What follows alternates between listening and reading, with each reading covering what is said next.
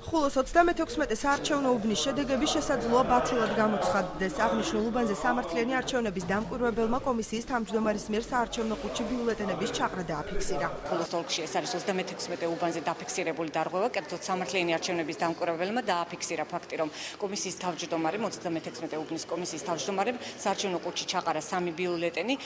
მას შემდეგ რაც ჩვენ დამკვირვებელი ცდილობდა ამ ინფორმაციის გადაცემას ცენტრალური ოფისისათვის, მის მიმართ მოხდა სატელეფონო საშუალების საუბრის შეწყვეტა, ანუ არ მიეცა მას ინფორმაციის გადაცემის საშუალება და ასევე მოყვა სიტყვიერი დაპირისპირება. კიდევ ერთი ფაქტი დაფიქსირდა დღეს ხულოში. მე-12 საარჩევნო უბანზე არსებული გადასატანი ყუთი ტრანსპორტირებისას დაიმტვრა. გადასატანი ყუთი გადაქონდა 2 კომისიის წევრს, ერთ-ერთს მოგეხსენებათ სოფელია და როგორც ჩანს პატარა ნაკადული იყო და გადასვლისას ფეხი დაუსრულდა და დავარდა ძირს და დაეცა ყუთს.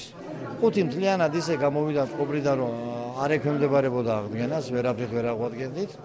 ვაცნობეთ ოლქს, მივიღეთ ახალი გამომგზავრების ახალი ყუთი. ხულოს 94 საარჩევნო ოლქის თავმჯდომარის განცხადებით ხულოში სულ 23913 ამომრჩეველია. მათგან 17 საათისათვის 7273-მა ამომრჩეველმა მისცა ხმა.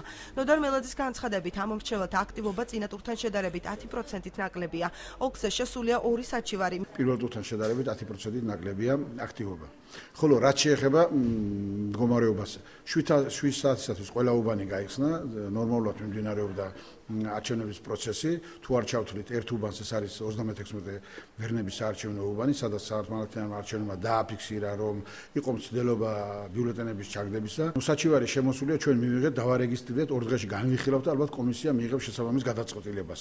მეორე ტურში ხულოში გამგებლის პოსტის დასაკავებლად ქართული ოცნებიდან ბესიკ ბაუჩაძე, პატრიოტთა ალიანსიდან კი ემზარ ბოლქვაძე იბრძვიან.